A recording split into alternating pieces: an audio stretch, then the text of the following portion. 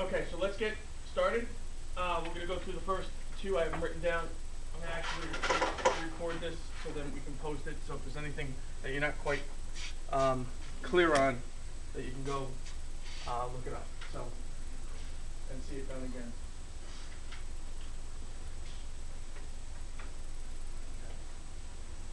As soon as that comes out.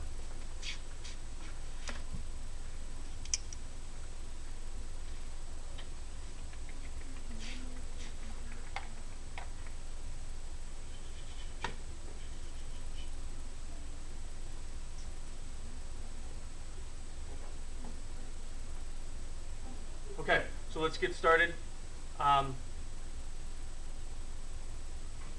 When you deal with a question like this, what we want to try to do, especially in question number 1, is anytime you know something about a trig function and you're asked for other trig functions, create a triangle that makes this true. Right? So I want to create a triangle in which the sine of A is going to be 5 over 13. So I'll create my triangle down here. You can see it. It's a right triangle. Call an angle A, which is what we have. And then from A, make sure that the sine of A is 5 over 13. What does sine mean? Opposite over hypotenuse. So that's 5 out of 13, or 5 over 13. So what is this side? 12. If you don't know what the side is because you're not familiar with the Pythagorean triple, then use Pythagorean theorem, a squared plus b squared equals c squared to find that side. Once that side is found, now we can go through all the trig functions real quick. So cosine of A, what's cosine of A? What's cosine mean? Adjacent over a hypotenuse. So adjacent over hypotenuse is what? 12 over 13. We'll take care of this in a second. All right, so we'll take care of the quadrant 2 at the end. Tangent of A? 5 over 12. Good. Secant of A. Secant is the reciprocal of what? Cosine. So if the cosine is 12 over 13, the secant is 13 over 12.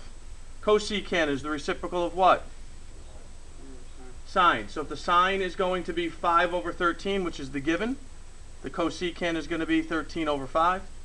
And then finally, if the cotangent is the reciprocal of tangent, so if the tangent is 5 over 12, the cotangent is 12 over 5. All right? Please, one piece of information we haven't taken care of yet. Mary?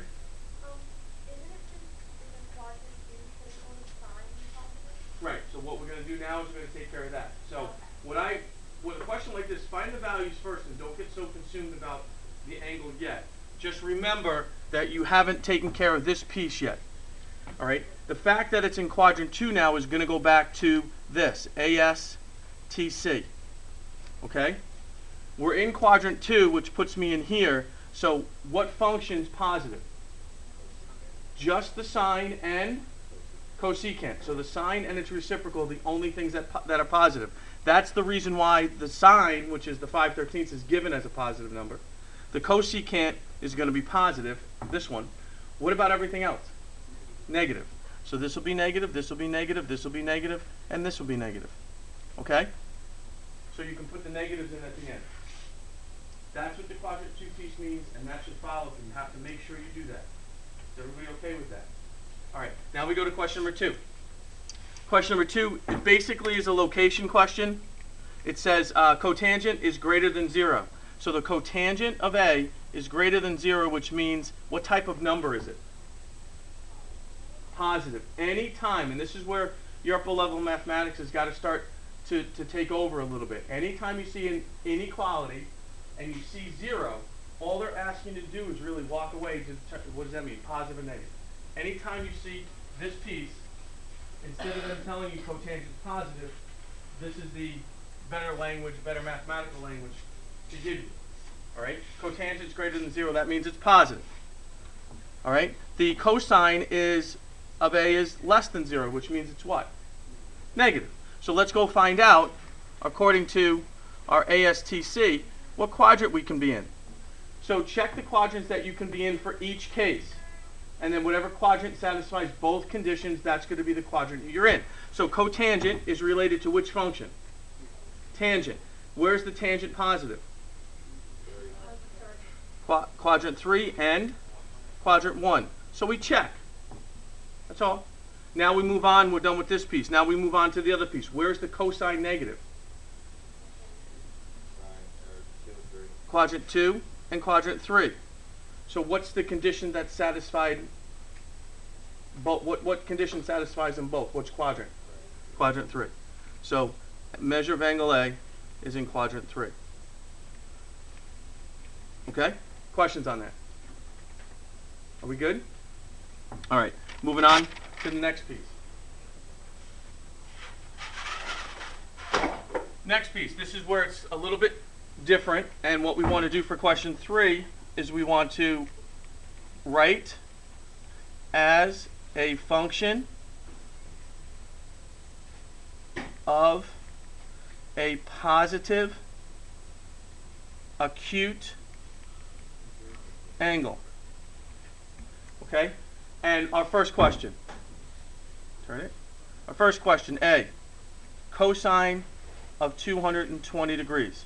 Well, the first thing I want you to realize is if I want to write this as a function of a positive acute angle, I'm not interested in evaluating. So if my function is cosine to start, my answer is going to be cosine for right now. Cosine is definitely going to be my answer. But what I need to do is I need to change 220 so it's a positive acute angle. So this is where if you're taking an angle that's greater than 90, basically what they're saying is find the angle that is associated with it that's less than 90. That's another word that's putting it differently in terms of finding a reference angle. So here's how we find a reference angle. Go ahead and graph 220 degrees. 90, 180, 220. We're someplace in quadrant 3. A reference angle is defined by how far the terminal side is from the x-axis. So how far is that terminal side from the x-axis? 40 degrees. So this becomes the cosine of 40 degrees. We're in quadrant 3. The last thing you have to do when you're dealing with a reference angle is find your location.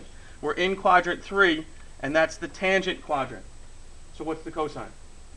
Negative. These two values are identical. The value, if you plug it into your calculator of the cosine of 220, will equal negative the cosine of 40.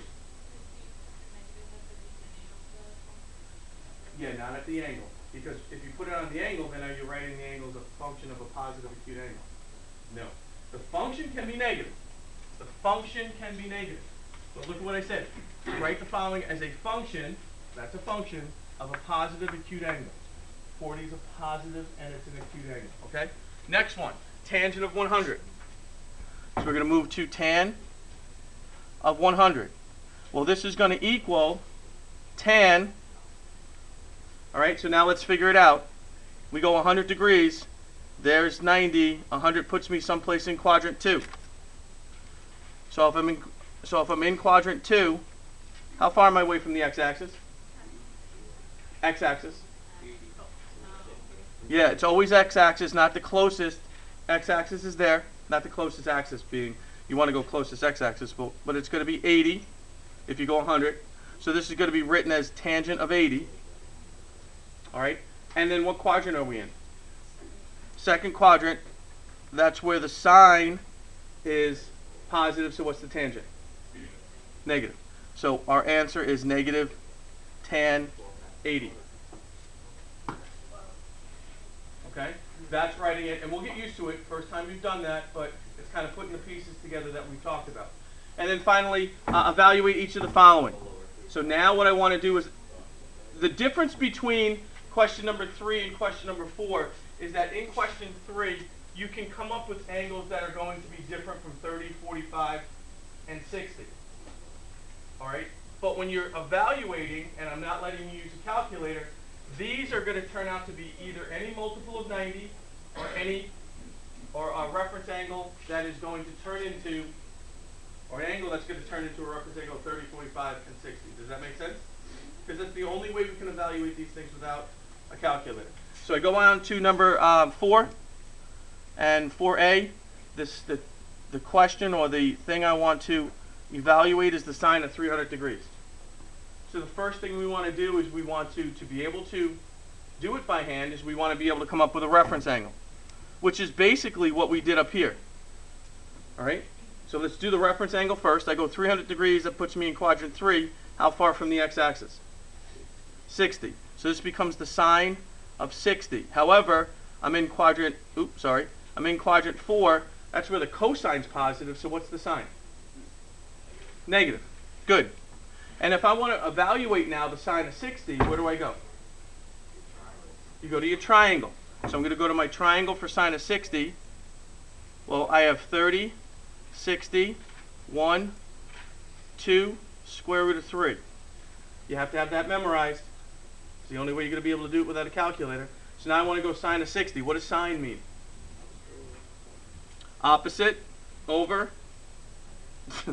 Thank you very much.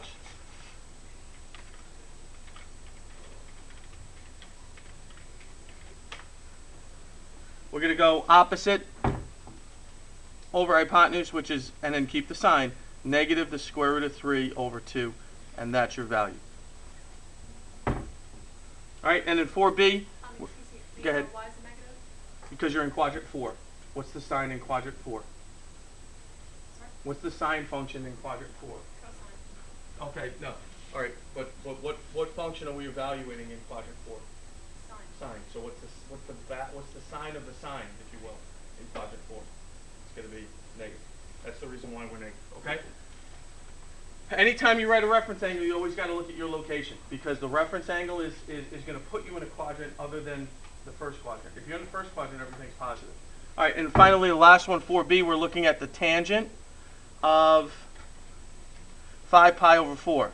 So now this one kind of pulls everything together. So 5 pi over 4, the first thing we're going to have to take a look at is what or how big is 5 pi over 4. So we need to change it from a radian measure to a degree measure. So we multiply it by 180 over pi. The pi's will cancel. And then how many times does 4 go into 180? 45. And then this becomes 5 times 45, which is 225. So now my problem becomes the tangent of 225. So now we go from 225 to a reference angle. 225 puts me in quadrant 3. How far from the x-axis? 45 degrees. So now this is going to become the tangent of 45. But I'm in quadrant 3. What is the tangent function in quadrant 3? Positive. So I'm going to have a positive answer. Now I want to evaluate the tangent of 45. So what triangle do I go to? Your 45, 45, 90. Your 45, 45, 90 looks like this. And again, that's something that you're going to have to be able to create. And what is the tangent of 45? Here's my 45. What does tangent mean? Opposite over adjacent. Answer 1. Okay?